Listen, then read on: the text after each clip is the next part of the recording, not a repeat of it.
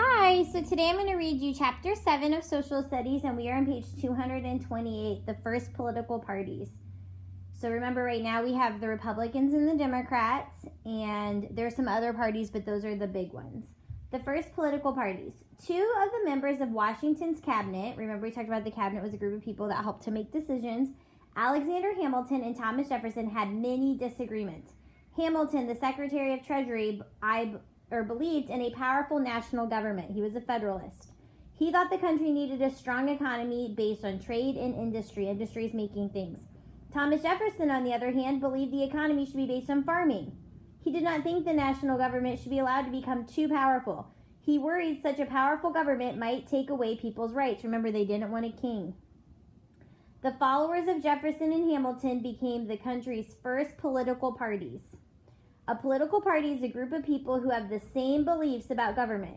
Members of political parties work to elect their candidates to government offices. So remember, we know that when we have the election in hopefully November, that Donald Trump will be representing the Republican Party, and it looks like, but it could change, Joe Biden would represent the Democratic Party. A political party is a group of people who have the same beliefs about government. Members of political parties work to elect their candidates to government offices. Hamilton's followers were called Federalists, and Jefferson's party became known as the Democratic Republicans. So that's kind of funny. Right now we have Democrats and Republicans, but his party was called Democratic Republicans. George Washington and some other early leaders opposed political parties. Washington thought they were harmful. A lot of people you might hear say, like COVID-19 should not have a political party. It shouldn't matter what side of the aisle you sit on, Republican or Democrat, like how you feel. So some people are not really into political parties. Washington thought they were harmful. He wanted the people in his cabinet to work together. So you might hear the word bipartisan. So bi means two. So bipartisan would be they work together. He wanted the people in his cabinet to work together as a united government. He even published a speech in which he warned against the baneful or harmful effects of the spirit of party. So Federalists were mostly merchants and people who wanted a strong national government, and the Democratic Republicans were mostly farmers. Building a strong economy. An important issue that Jefferson and Hamilton argued about was the idea of the national bank. Hamilton wanted a national bank to hold the government's money and to lend it money if needed. Jefferson opposed this idea. He thought the government did not have the power to create a national bank. Washington listened to Hamilton.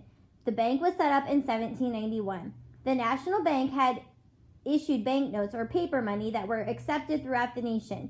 In 1792, the U.S. Mint was created to make coins. With banknotes and coins, the nation now had a standard currency, because remember we said countries do have different types of money. If I go to Canada, I'm going to need different money than if I go to Mexico.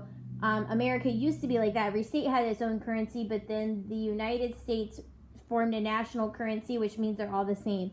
If you go to France and if you go to Spain, they are different countries, but they actually both have the euro, because a group of countries, believe it's in the teens, a group of nations have the same currency, which is euros.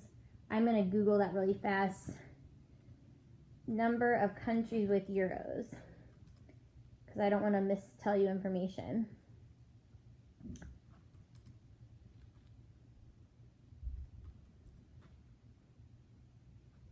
Number of countries with euro currency. Oh, I said 19. It was 37. So,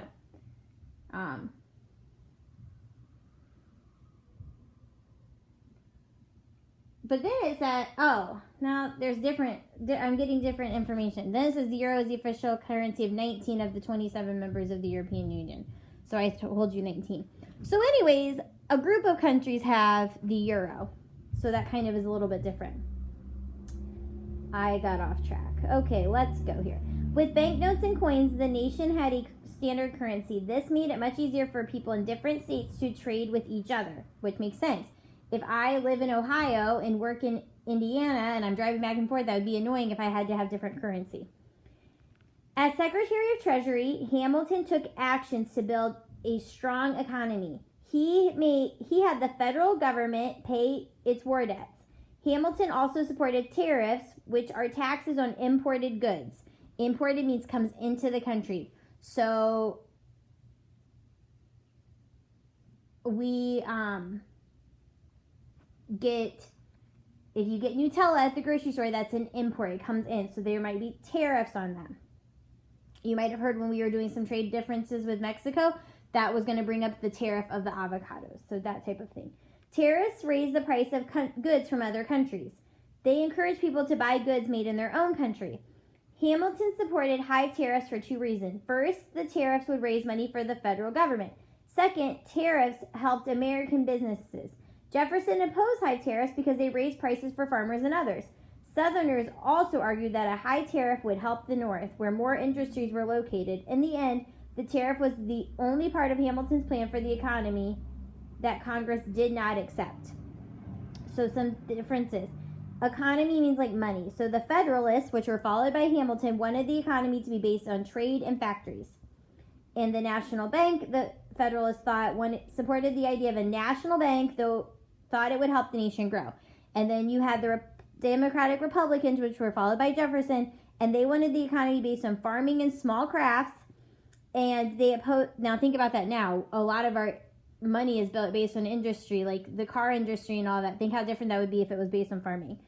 And the second part was the National Bank. They opposed the idea of the National Bank and thought the government did not have the right to create it. I'm going to Google right now United States imports. Let me see what I find.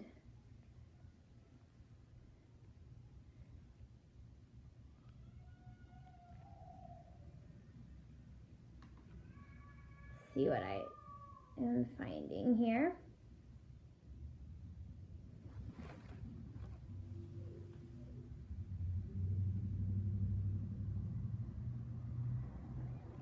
So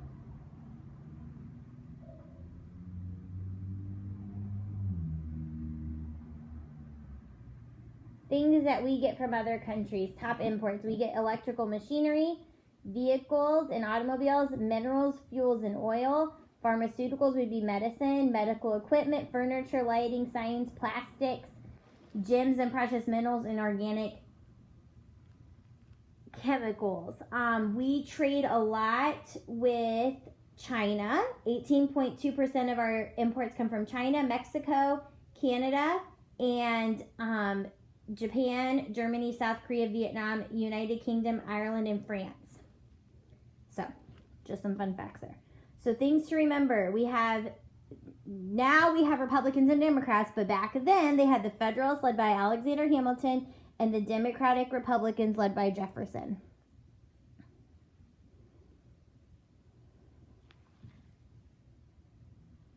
Okay, thanks.